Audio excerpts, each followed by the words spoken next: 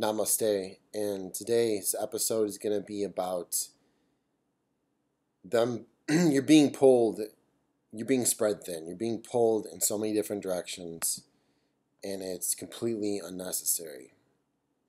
We have so much abundance and so much potential, but the way we've approached things, the way, unfortunately, sorry, mom and dad, but the baby boomers and their parents and all the generations right in there.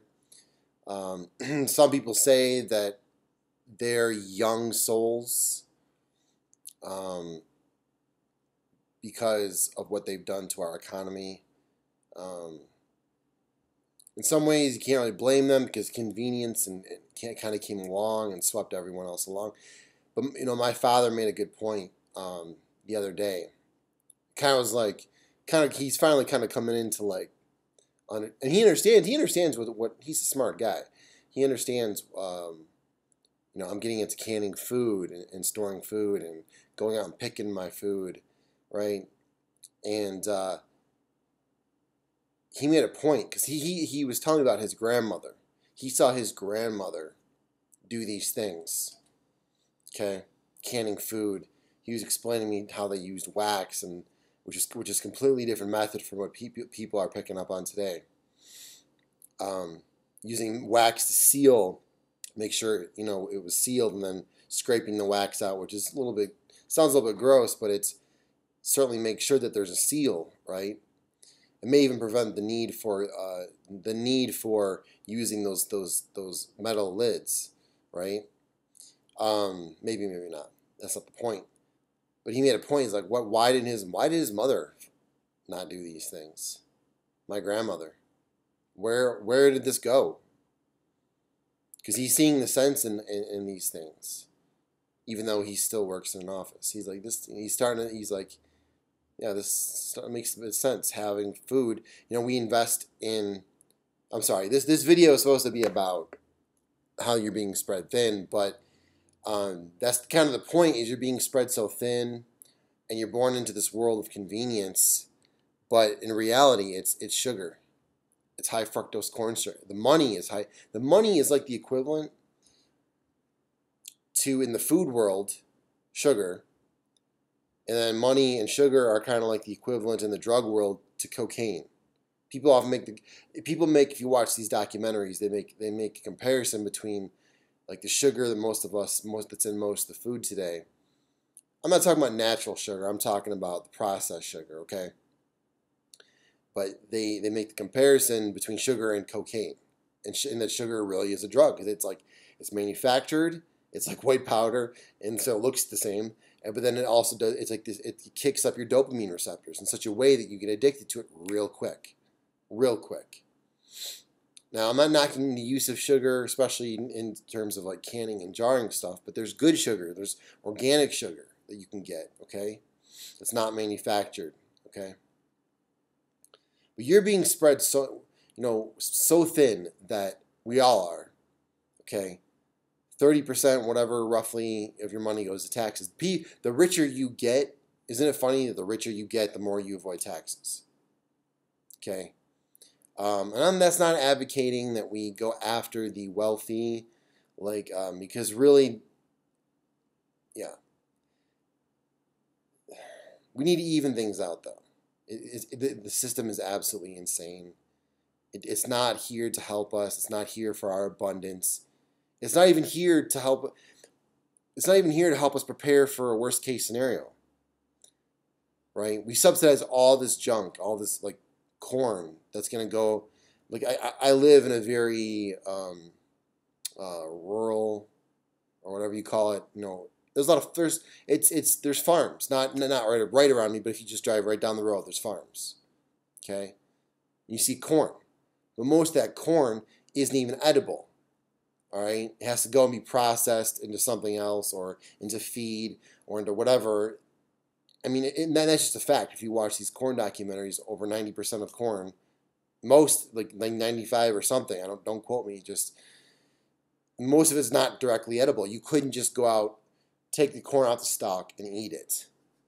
So if there was a hunger problem, if all of a sudden oil prices spiked through the roof, you wouldn't even be able to drive down the road and go grab corn off the stalk. That corn actually needs to go into a centralized processing place and be shipped out far away from here.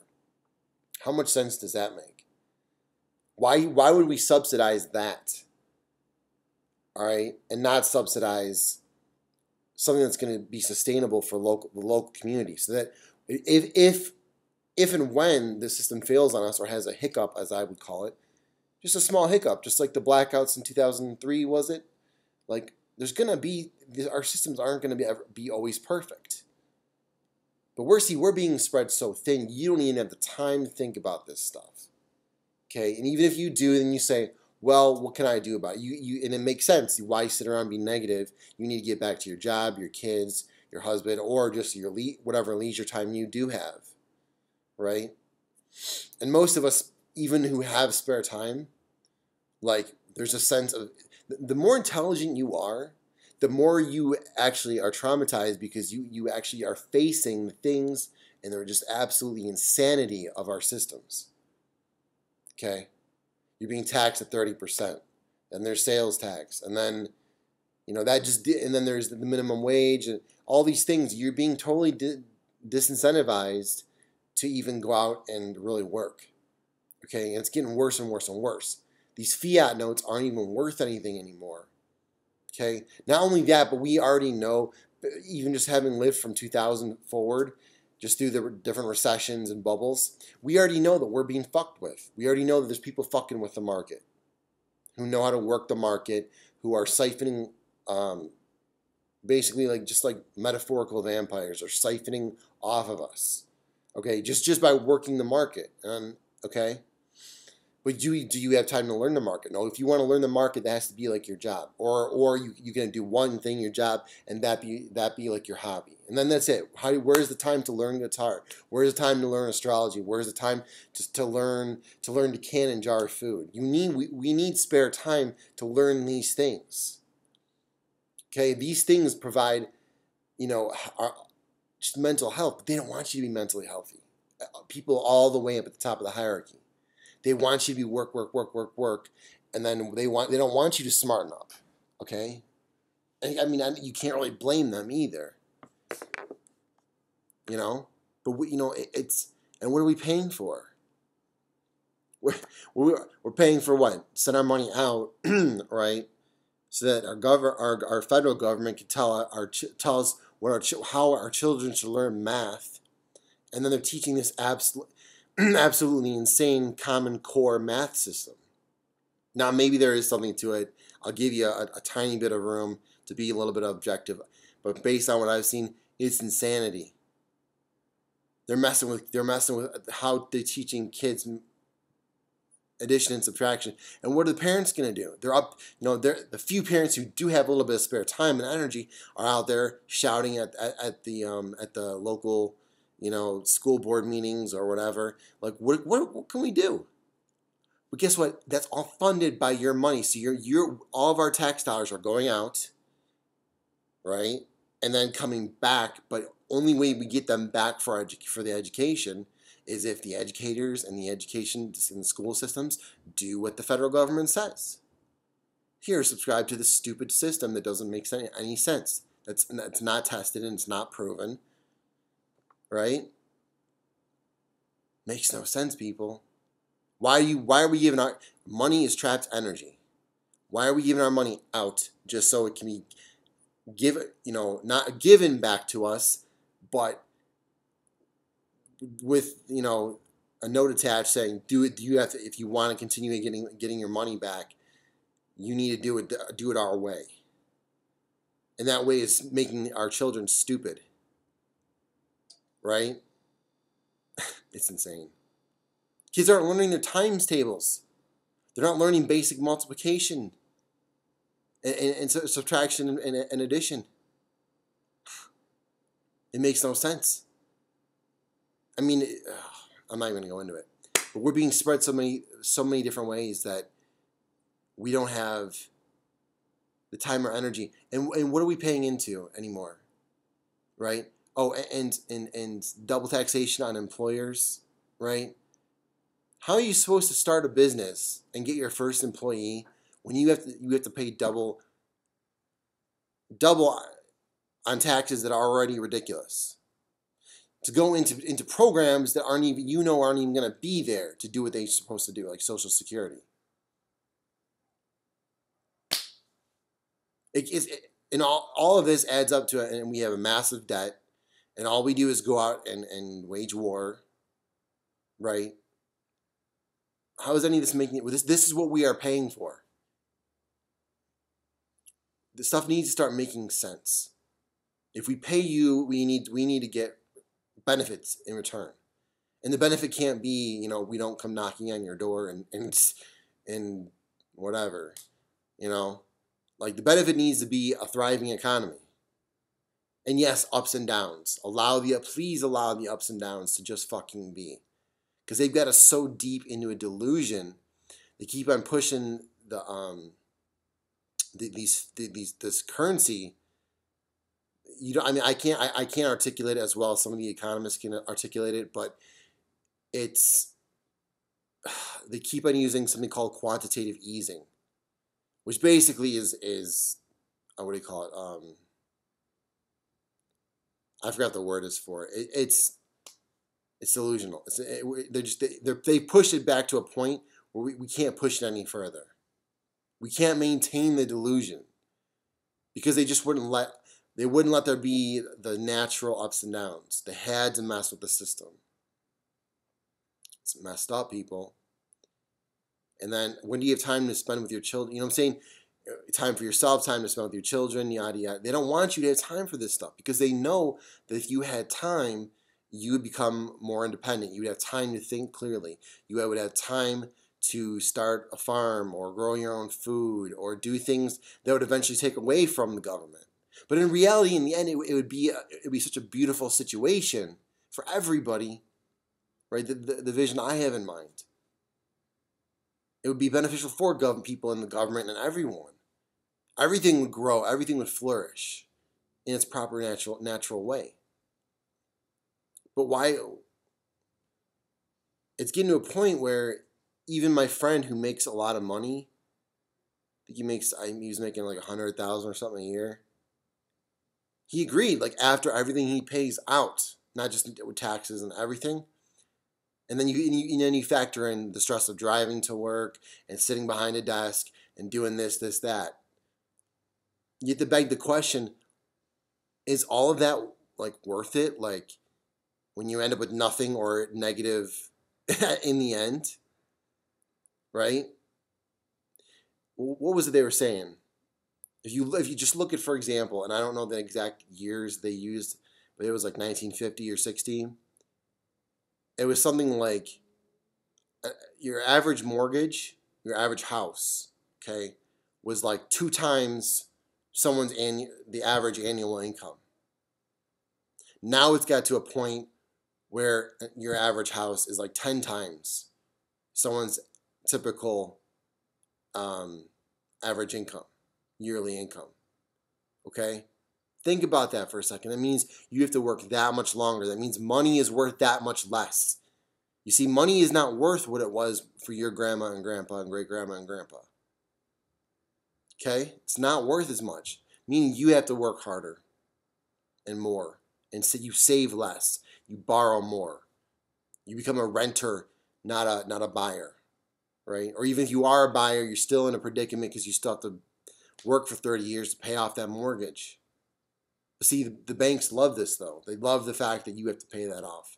They love the fact that you're locked in and you're almost like a guarantee. You're a good bet to them because they know you need a roof over your head.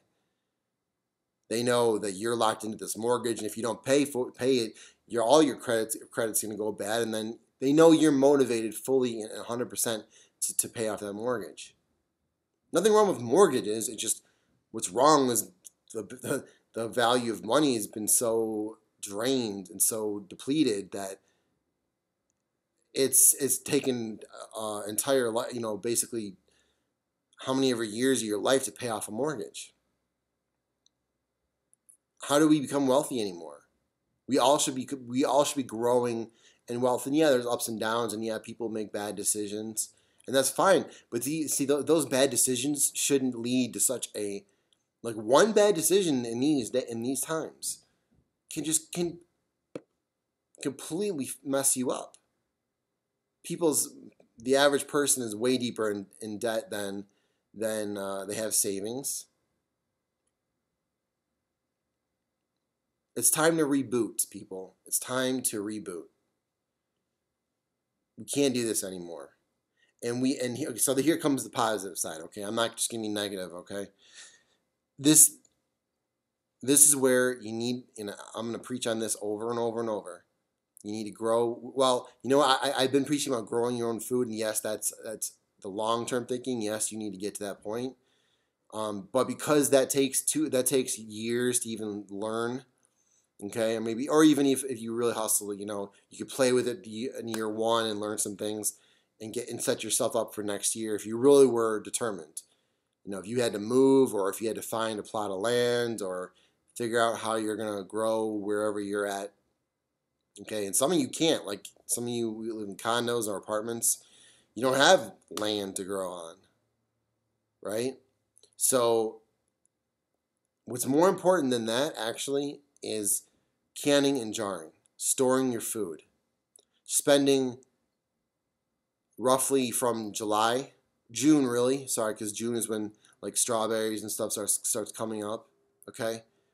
From June to, like, through October, or even doing it like November, well, yeah, October, like, you need to be maybe canning and jarring at least once a month, okay? This needs to be a regular part of all of our daily, our monthly schedule. Preferably twice a month. We really do it. Again, this is how you can acquire. This is not just a security measure, okay? This is actually how we all can become wealthy. Because this addresses so many different issues. But mainly in this video, I would want to talk about the benefit of knowing you have food in your pantry, no matter what happens to oil or money or anything.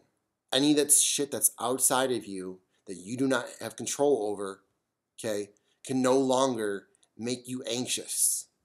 Can no longer be this unconscious, subconscious knowing that someone somewhere, the Federal Reserve or someone, is just gonna mess things up. And they've already messed things up, okay? But it's just whatever, even an accident, or even some big time investor somewhere decides to pull his position, or whatever. All those things can affect you. And then that's just that person out there who's already wealthy making their move in the marketplace, in the matrix. That's for their own self-interest, which you can't blame them for doing, right? They're not. Do they have to let their money or their assets depreciate? No, they're gonna make the moves that they have to make. Okay. The canning and jarring is the absolute way that not only can we take care of ourselves as individuals and as family units, but also we can begin to take care of our local situation, maybe a regional or county-wide or city-wide situation. And this is why I truly believe that what needs to happen is cities and counties need to begin even the federal government needs to begin incentivizing stuff like canning and jarring, or or local gardening and farming, right? Or farmers markets, like just little things, little incentives, or remove the taxes from it. We need to reboot. We need to make sure we have food available. Think about this. Think about you buy, most of us pay for health insurance. About depending on what level, $300 a month ish, right? Or whatever. But you got some of you, many of you fathers and mothers pay money you make into life insurance. Okay, but all kinds of insurance, homeowners insurance, car insurance. You pay for all this insurance to ensure your safety. What happens when oil goes through the roof? Everything becomes more expensive. You're not going to give a shit about health insurance. Because number one, you're not going to have the money to. What if you didn't even have the? All of a sudden, you didn't have the money to pay for health insurance and all the other forms of insurance you pay for. And you're going to be ashamed that you don't think about having food in your pantry. That's the greatest form. That's the most foundational form of insurance. But we've lost it over the last couple generations. We've absolutely lost it. It's insane. I mean, yeah, I make my health insurance payment, but I can't afford food. Well, you're gonna die, or you're gonna have to go out and rob your neighbor if you don't have food sitting around, or your neighbors. This is why it's not just about you. This is also about your neighbors, because if your neighbors aren't ready, guess who they're gonna come knocking on your door and stealing your stuff. Someone's gonna come with a gun. People are gonna get desperate if it ever happens. I don't know if I hope it never happens. But we should all be ready. I'm not saying everyone needs to do this, but every family, everyone should know someone that's doing this. Even if you're just out in the world, in the marketplace, doing your own job, running your own business, doing whatever, fine. But we all should be in contact, or even or there should even be a community canning program, okay, where you can just pay and say, okay, I'm going to pay as a subscriber. Go ahead and can me. I want 10 jars of strawberries.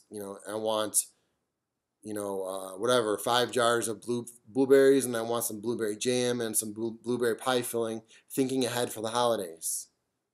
Okay? So that's savings, people. That's savings that can't be chipped away at. The money in your bank can totally be chipped. The value of it can be chipped away at overnight. Overnight, the value of your money could be chopped in half or even more.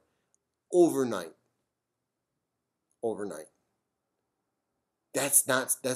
You should feel insecure. I'm sorry to be so negative. That's the world we live in. Okay? But guess what can't be taken away from you? You go out and you get a big load of blueberries, okay, a big load, or whatever it is happens to be at that time of the year, and then you spend a day, 3 or 4 hours canning and jarring. Boom, you have stuff on the shelf. You can sit back and relax, knowing I've got food. No one can no one can take that away from you. No one can chip away the value of that. It lasts for 2 years plus, 2 years according to the USDA, longer according to most people who can and jar food. That stuff can last long. No refrigeration, right? You don't need electricity. Yes, great, we have electricity. Great that we have currency to trade with. Great. All those things are great. Except when it's being used against you. But you won't need money. You won't need electricity. When other people are freaking out because of a panic, you won't be freaking out. Not only that, you don't even realize how everybody knows, anyone who's any level of intelligence knows that the system is vulnerable and it's bound to fail or get messed up at some point. And it's gotten so ridiculous that we are so vulnerable right now, and we've been put into this situation by the people in charge. Thank you very much. But what can we do about it? Vote? Yeah, okay. Vote with your dollars, people. Vote with your dollars. That's how things are going to change. Put your money and spend it with local businesses. Okay? Don't do your best. It doesn't have to be ridiculous. Like, the other day I was running around trying to find something, and I was just like, you know what? I should just buy this from Amazon. I wasted a bunch of time driving around, and it was a waste. So for a one-time purchase, fine, buy something online, fine, or buy it at the big store. But if you can, you should just, if it takes a couple extra minutes of your time to track it down or make a phone call, keep your money local, because that money will come back to you. And get everyone else around you in that mindset. Okay? It will feel good. There's more than just a monetary reward, right? There's a reward looking at the business owner's eyes that you're helping to sustain them and they're helping to sustain you, right? And there's an exchange. You can see the person right in front of you. It's not some ghost out there who's hiring web designer, whatever. It's not someone who's out there making $1 million. It's someone who's working hard just like you. And we're helping raise each other up by forming these local networks, right? These local relationships, which is so important because even in a bad situation, okay, people want to help people. People won't let their friends or a loyal customer, like, you get in a bad situation, people are going to help each other out. Okay, people stop thinking of being so individualized and so cut off and so just, I want to say competitive. There's nothing wrong with competition, but it's getting to the point where money isn't worth anything, and then now we're getting it's going to be hyper competitive to acquire money. Everything's about money, money, money, money. Guess what? There's a way of living without money. I'm not doing it, but there is a way of living without money, people. I mean, sort of, because you still need a roof over your head. You still need to buy. There's no way today. There's no place you could go and just settle down on a piece of land anymore. So yeah, I'm sorry, you do need money, but there's a way of, look, there's nothing wrong with money, but look, we need to have other options. That's what I'm saying. You get what I'm saying? We need to not need to like work with, we need to get away with working with money for a little bit. We need to shift away from it a bit. If everyone shifted away from it a bit and didn't depend on it so much, then we wouldn't be feeding these monsters, literally these psychopaths, okay, who don't give a shit about you, who live in completely different areas, and they're off on their yachts and boats, and they can have whatever they want whenever they want it, okay? While we sit here and we're basically wage slaves. It's just how it is, and you know what? Most people don't know that that's the story that that's what we were designed to be. I hate to break this to you. And this is something that you have to look into yourself. Maybe I'll get into it in another video. But the story of Enki and Enlil and where we really come from, okay, way beyond the Bible, way beyond 2,000 years, okay, that we came here, basically we were workers, slave-ish type of situation. Everyone, white, black, you name it. Everyone was slaves, and we still are today. Not slaves, it's a much better situation for some, okay, if you live in the States, yeah. But for many other people, it's not a good situation. And I fear that we're on the verge of whatever. I mean, I don't want to get into fear, but look. That's the point. Here's the positive, the one positive action I recommend you getting into. The one commitment I recommend everyone get into is canning and jarring food. I don't care if you go out and go to these U-Pick farms. You can look this up online. Look up U-Pick and look up your state or your county. U-Pick, and then get a schedule. Now, doing the U-Pick thing, that is a way of saving. One, you're going to save a lot of money. You're going to get fresh local food, okay? And then you're going to can and jar it. So in other words, it's completely local, right? You're not going to be taxed, other than paying for it. But it's so cheap that you can go out and spend a couple hours outside. You get a nice tan. You get to get some vitamin D, okay? And then you learn about where the food comes from. You reconnect with nature, and you're going to save a ton of money, all while getting. Now, if you look for farms that have natural growing methods. Okay, that basically means organic, but the farm doesn't bother paying for the organic certification. They don't pay to have a certifying company come out and certify them as organic. Okay, but whether you do that method, or even if you just head down to a farmer's market, or even just go to your local produce place and just buy in bulk. Right? Find a way to buy in bulk so you save money. But normally, if you go to the largest farmers market, like Here in Detroit, it's Eastern Market. So you can go down to Eastern Market. That's where food's coming in at. So you can go down there basically any time of year and buy stuff in bulk.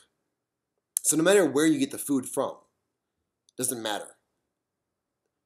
Save food, because food is going to be like gold. Okay, in a situation where money, the price of the value of money is declining. Okay, you lock that in. Just the same reason why investors buy gold when they think money is about to go down and gold's about to go up. Okay, all you're doing is transferring your wealth into something that this makes sense as an investment, not just as I want to survive. It's an investment. You're taking your energy that's locked into cash and you're transferring it into food, which you have in your pantry, which no one can chip away at. Right? So that's the one thing I recommend everyone make a part of your life.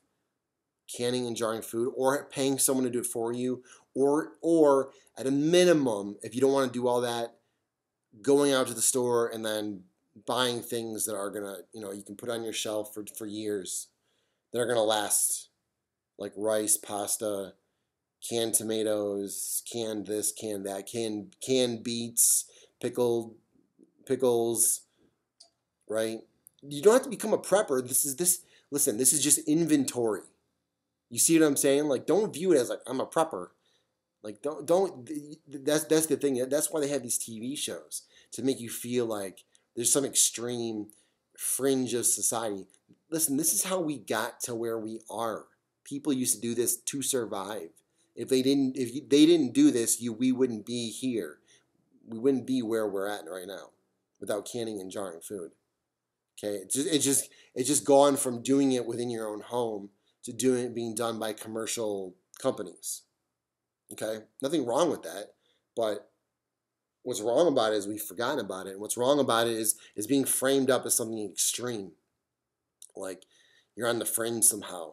Okay, all right, I'm gonna leave you with that. It's been a bit too long, but and I know this video really wasn't just about being spread thin. It was more about you're being spread thin, and here's what you can do about it. I want to take you, instead of dwelling on this crap, instead of having all this fear and this anxiety, okay, which is what you'll get if all you do is study conspiracy theories and all this other stuff. You go nuts. I mean, yeah, there are tons of conspiracies or things that are just working against you as an individual or as a family, okay? But this is the core of what you can do about it. And that's the takeaway I wanted to present here. So I hope that was helpful. Namaste. Hope that was helpful. Talk to you later.